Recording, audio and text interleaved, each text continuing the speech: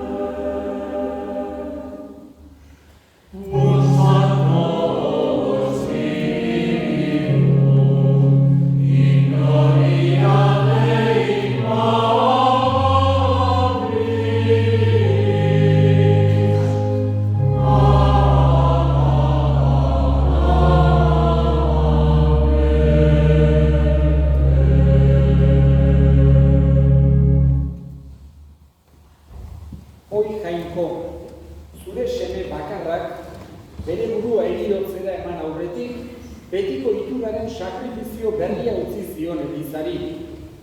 Haren maitasun agiriren afari santua ospatzela bildu gaituzu arratsalde honetan. Egizu misterio handia ospatzeak bete gaitzala maitasunez eta bizi berriz.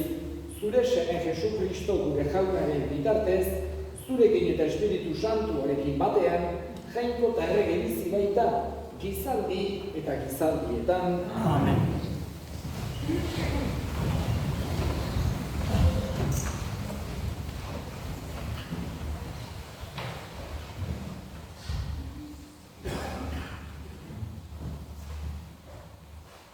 Lectura del libro del Éxodo. En aquellos días dijo el Señor a Moisés y a Aarón en tierra de Egipto: este mes será para vosotros el principal de los meses. Será para vosotros el primer mes del año. Di a toda la asamblea de Israel: el día de este mes, cada uno procurará un animal para su familia, uno por casa. Si la familia es demasiado pequeña para comérselo, que se junte con el vecino de casa hasta completar el número de personas. Y cada uno comerá su parte hasta terminarlo. Será un animal sin defecto, macho, de 1 año, cordero o cabrito. Lo guardaréis hasta el día 14 del mes, y toda la asamblea de Israel lo matará al atardecer. Tomaréis la sangre y rociaréis las 2 jambas y el dintel de la casa donde lo hayáis comido. Esa noche comeréis la carne asada a fuego, y comeréis panes sin fermentar y verduras amargas. Y lo comeréis así: la cintura ceñida, las sandalias en los pies, un bastón en la mano. Y os lo comeréis a toda prisa, porque es la Pascua, el paso del Señor. Yo pasaré esta noche por la tierra de Egipto y heriré a todos los primogénitos del país de Egipto, desde los hombres hasta los ganados, y me tomaré justicia de todos los dioses de Egipto. Yo, el Señor. La sangre será vuestra señal en las casas donde habitáis. Cuando yo vea la sangre, pasaré delante de vosotros, y no habrá entre vosotros plagas terminadoras, cuando yo viniera al país de Egipto. Este será un día memorable para vosotros, y lo celebraréis como fiesta en honor del Señor, de generación en generación. Decretaréis que sea fiesta para siempre. Palabra de Dios. Amen.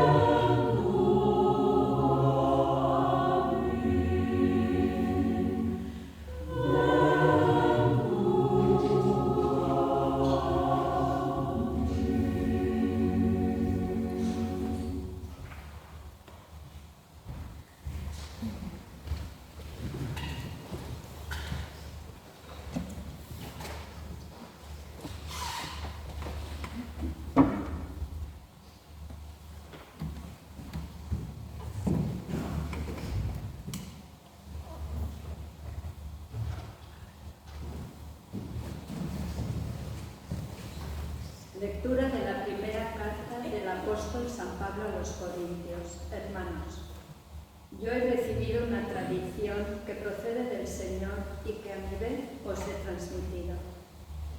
Que el Señor Jesús, en la noche en que iban a entregarlo, tomó pan y, pronunciando la acción de gracias, lo partió y dijo: esto es mi cuerpo, que se entrega por vosotros.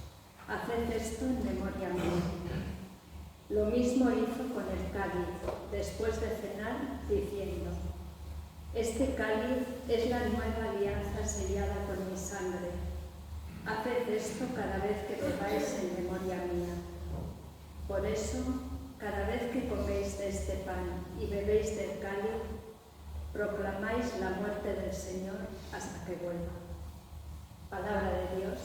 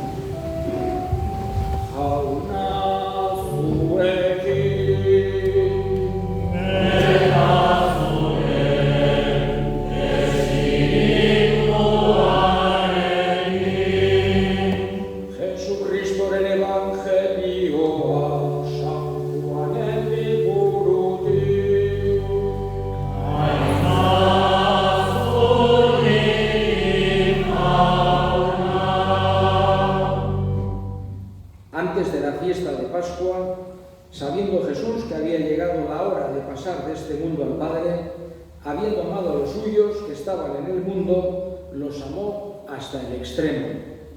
Estaban cenando. Ya el diablo le había metido en la cabeza a Judas Iscariote, el de Simón, que lo entregara.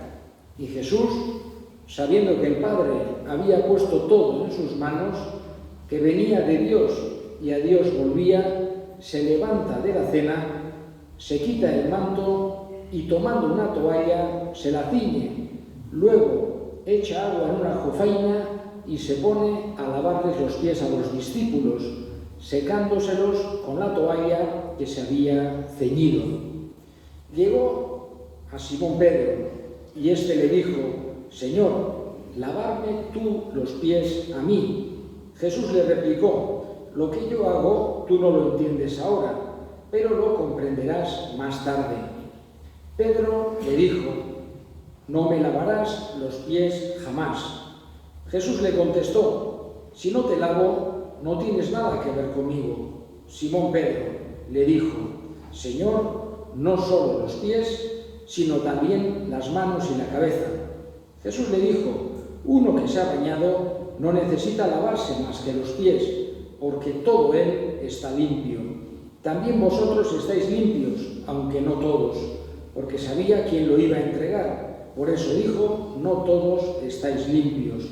Cuando acabó de lavarles los pies, tomó el manto, se lo puso otra vez y les dijo: ¿comprendéis lo que he hecho con vosotros? Vosotros me llamáis el Maestro y el Señor, y decís bien, porque lo soy. Pues si yo, el Maestro y el Señor, os he lavado los pies, también vosotros debéis lavaros los pies unos a otros. Os he dado ejemplo para que lo que yo he hecho con vosotros, vosotros también lo hagáis.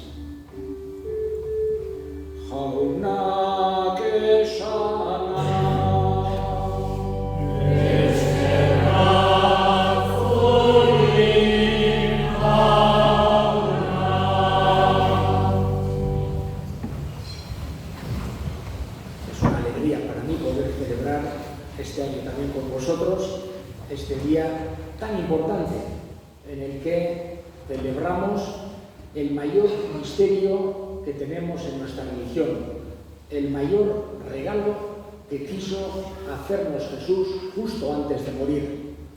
Cuando una persona va a dejar el mundo y quiere hacer lo mejor que tiene, deja lo más grande que puede dejar a los que quiere.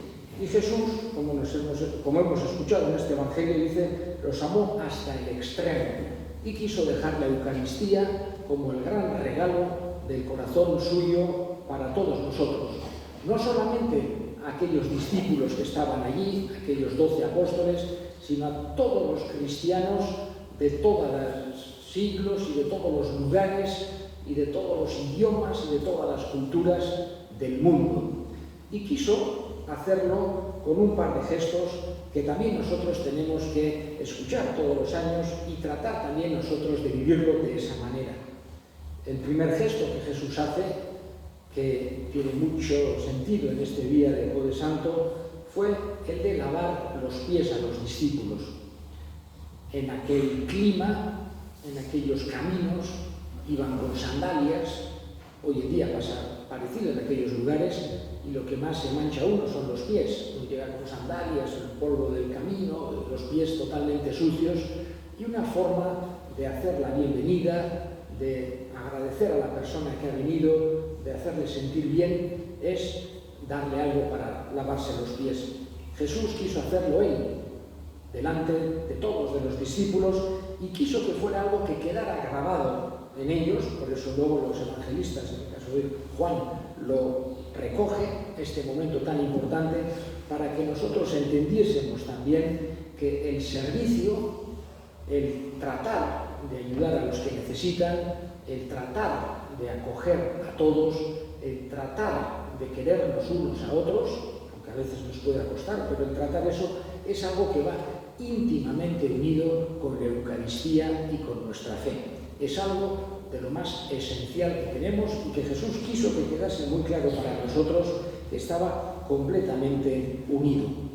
Por otro lado, Jesús también les dice a sus apóstoles otra idea, y con esto terminaré, y es que me llamáis Maestro y Señor, y decís bien porque así soy. Sin embargo, siendo Maestro y Señor, es decir, siendo el que los otros eran discípulos que tenían que aprender de él, que le tenían un respeto grande, él quiere hacernos entender que el que tiene un puesto más importante o el que tiene una responsabilidad más grande en nuestra religión tiene que intentar usarlo para el bien de los demás, para el servicio de los demás. Y él da ejemplo en eso. Digamos que esta idea que Jesús quiere transmitir, digamos, sigue siendo súper necesaria, han pasado 2000 años, pero el ser humano no nos cuesta, digamos, hacerlo nuestro esto, el que llega a un puesto, sea eclesial, sea social, siempre tiene más dificultad, y quiere Jesús que esto sea un distintivo de los cristianos. Además de querernos unos a otros, que es la esencia de nuestra religión, además de tener, digamos, esa fe profunda de la Eucaristía, no solo nos habla del amor al prójimo, también de la unión profunda con Dios, porque es el mayor regalo que nos ha dejado y lo que más nos une a Él. Pero quiere también que tengamos esa voluntad de servicio, ese entender la autoridad o ese entender el servicio a los demás como algo esencial en nuestra religión. El no ponerse por encima de otros, el no querer ser más que otros, el no querer servirse de los otros, sino al revés, tratar por este mundo de pasar imitando a Jesús, que siendo el Maestro, siendo el Señor, siendo el Hijo de Dios, pasó sirviendo, ayudando y haciendo el bien. Y ahora, como el gesto de Jesús, la haré en pie de monaído, como hizo Jesús con San Pedro de Río.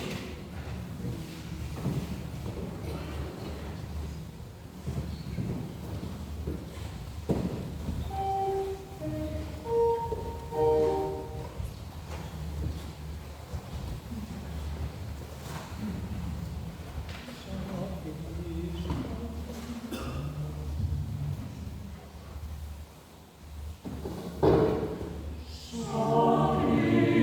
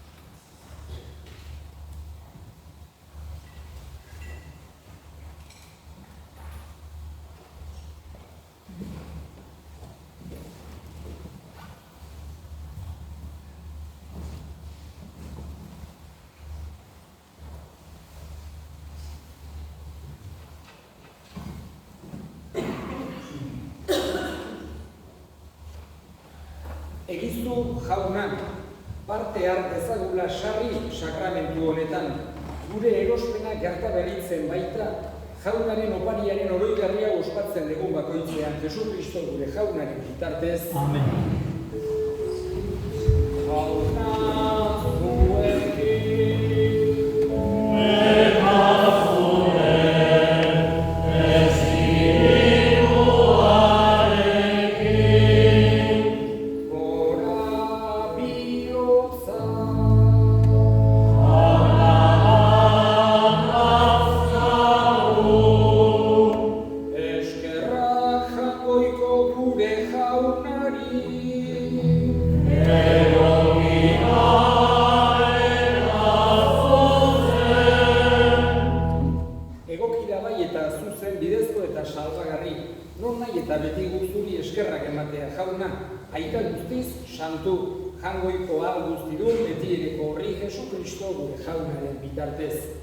Bera dugu egiazko eta betiko apaiz, behin betiko sakrifizio berria eratu nahirik, bere burua eskeni zizun opari salbagarri, eta guri agindu zigun opari hau beraren oroigarri eskaintzeko. Horrela, guretzat eskenitako gorputza jatean indarrez betetzen gera, eta guretzat isuritako odola edatean gure pekatuetatik garbitzen. Horregatik, aingeru eta goi aingeruekin, ahalmen eta nagusitzekin eta zeruko talde guztiekin zure aintzari boratzarre hau beti eta beti abesten diogu.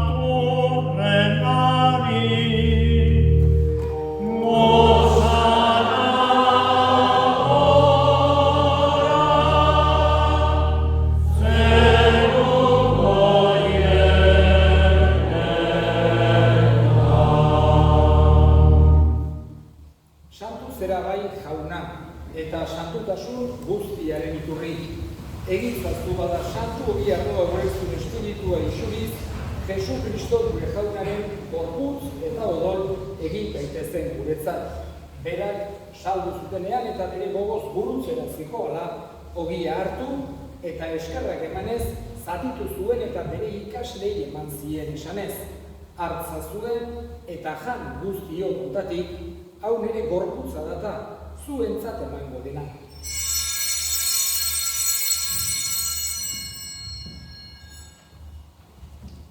Era berean afalondoan kari zanturik berriz edo eskerrak emanez, bere ikaslei eman zien esanez. Hartza zue eta edan guztio dutatik, hau nire odolaren kaliza data, itun berri eta betikoaren odola. Zuentzat eta askorentzat pekatuak barkatzeko isuriko dena. Egizue hau nere oroigarri.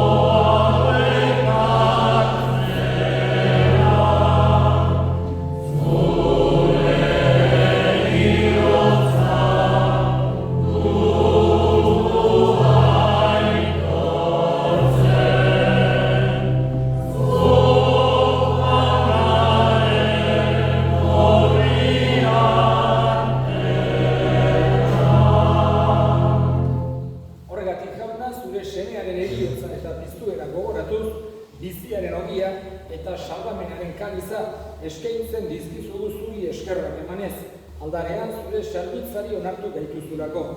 eta apalki eskatzen dizugu Kristoren gorputza eta adoratzen ditugunok Espiritu Santuak bat egin gaitzala. Izango gogoan jauna mundu guztian zabaldurik dagoen zure eliza, eramazu maitasun osora. Leon gure aita santuarekin, Florentzio gure hartzaiarekin eta Eliz gizon guztiekin batean.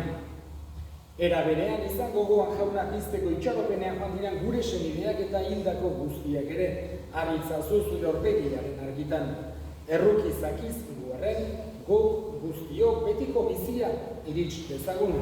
Jainkoaren ama Maria Virginia doatsuarekin, haren senar Jose santuarekin, apostolu santuekin eta gizadi guztietan zure adiskide izan diren santuekin, haiekin batean gore zaitzagu Jesu Kristo zure semearen bitartez. Honen bitartez, honekin eta honengan, zuri aita jagoikoa guztigun horri, Espiritu Santuarekin batea, osteta aintza guztia, gizaldi eta gizaldi guztietan.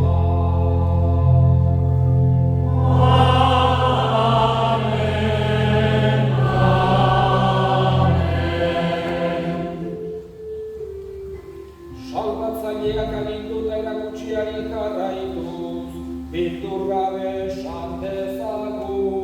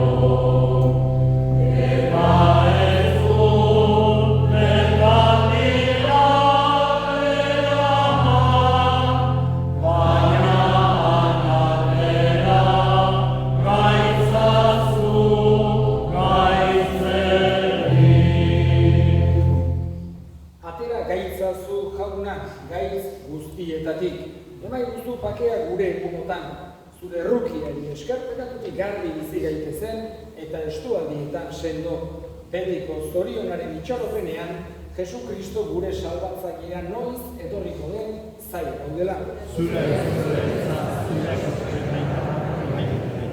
Jesu Kristo gure jauna, zuk esana da apostoluei pakea uzten dizuet, nire pakea ematen.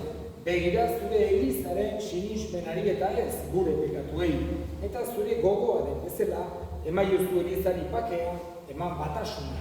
Errege bizi baizera gizaldi eta gizaldietan. Jauna pakea beti zuekin. Nahi zue pakea. Yeah.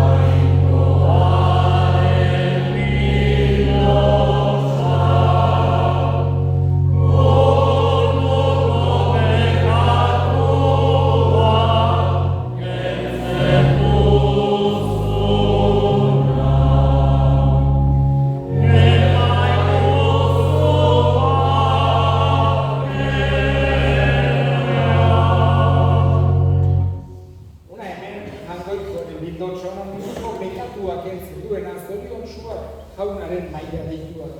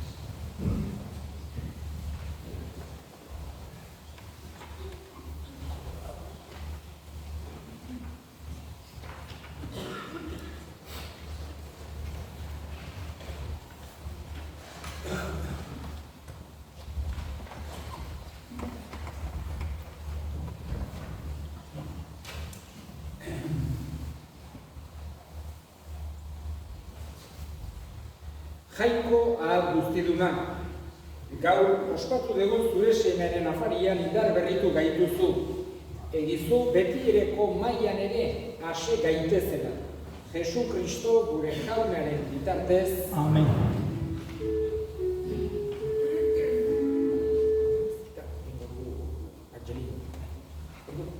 Aviso pare bat, bakarra solamente un par de avisos. Hoy a las 8 de la tarde, para quien desee, aquí habrá una hora santa. Será aquí, en la iglesia parroquial. Por tanto, hoy a las 8 de la tarde. La celebración de mañana, bueno, habrá a las 12 un Vía Crucis. Imagino que según el tiempo será la peña, y la peña. Y luego a la tarde los oficios serán a las 6 de la tarde, a la misma hora que hoy, y aquí en la parroquia. Y la vigilia pascual tendrá lugar a las 11, también aquí en la parroquia. El día de hoy se termina con una pequeña adoración y luego ya traeré la despedida, se termina de esa manera. Sí.